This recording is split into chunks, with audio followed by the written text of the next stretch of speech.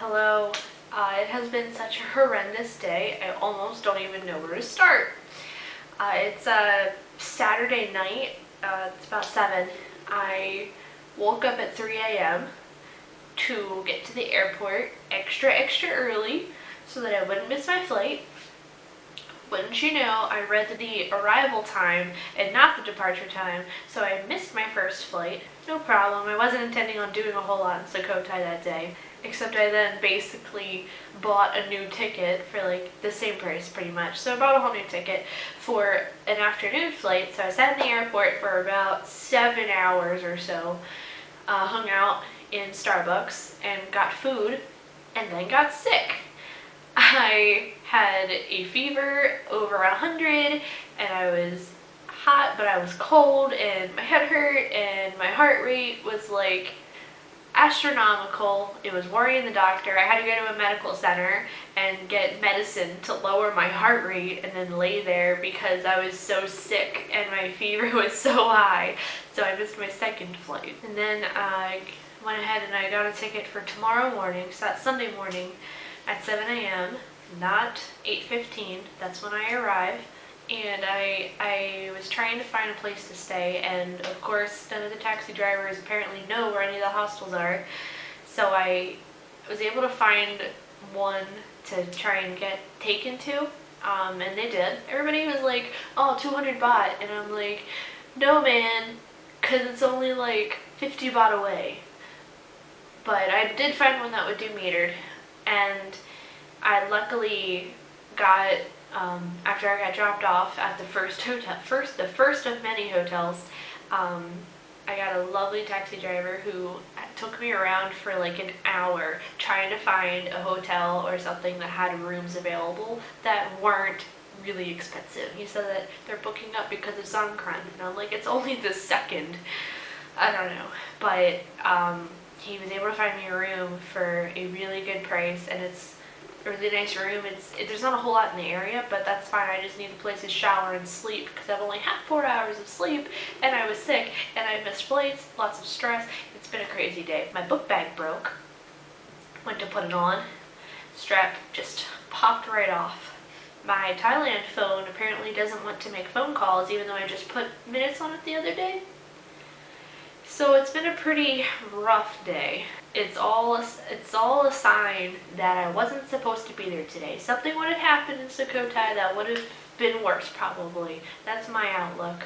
So I look forward to tomorrow. I'm getting there extra early, and I'm going to check in on time. I'm going to be at the gate on time, and in the lounge I'm going to be fit as a fiddle and eat breakfast and drink water.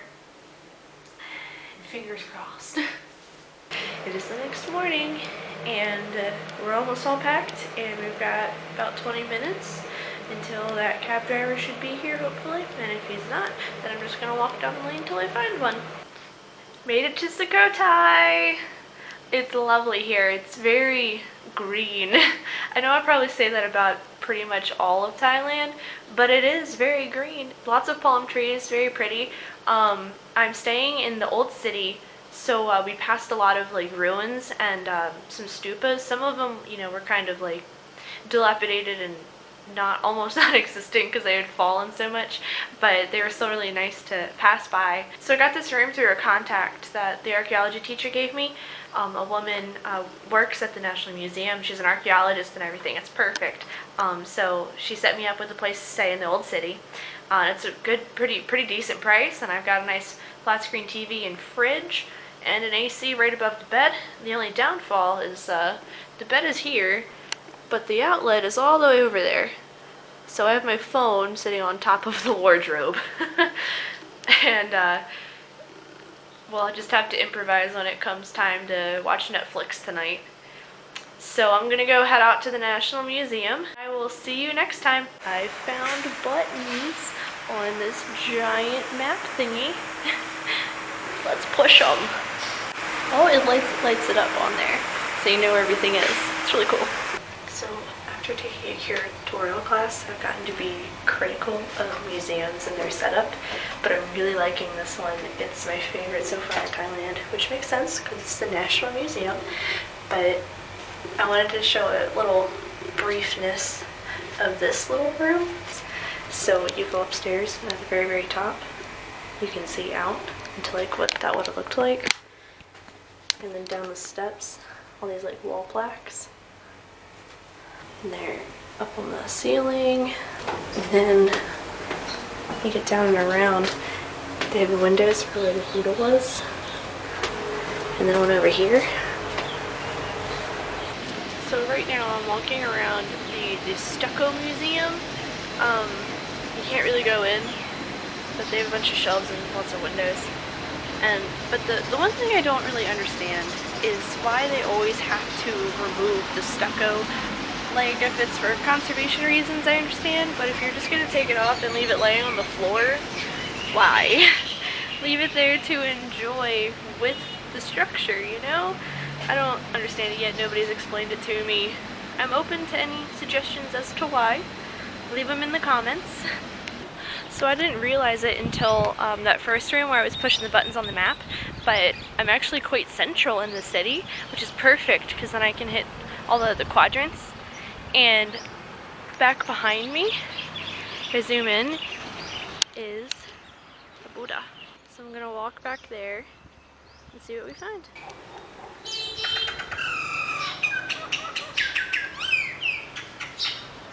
Okay, just kidding.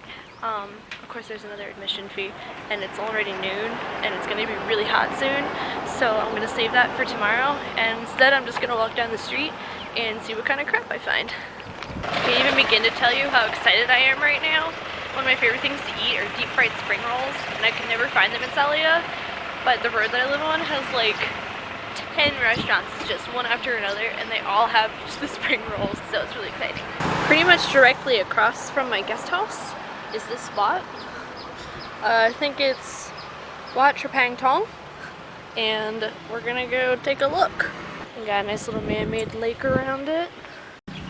So in the period of Sukhothai, I just did a project on it, and that's why I know things. King Ramkhamhaeng, he would hang a bell outside of the palace, and then he would be like the judge and juror, and so if you were angry about something, you would ring the bell and he would come out and hear what you were disgruntled about, and he would determine what action to take next.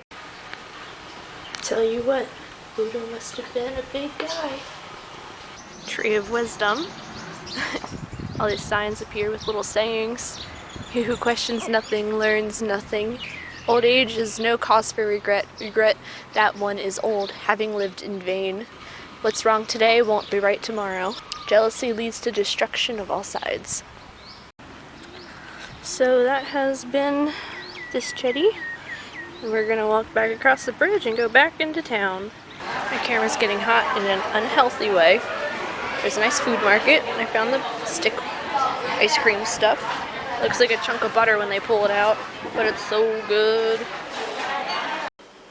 Hey, so I just got back, and I cannot tell you enough how hot it has gotten. It's only like 12:30 or 1, and it's cooking, and I am not prepared to actually do outdoor things right now because I'm wearing long pants, but they're cute. So I'm gonna go ahead and sign off with you. I'm gonna edit everything that I have now and put it up, and then I'm gonna go out tonight to that market because it'll be full of stuff, to the night market, and you'll see that later. So stay tuned.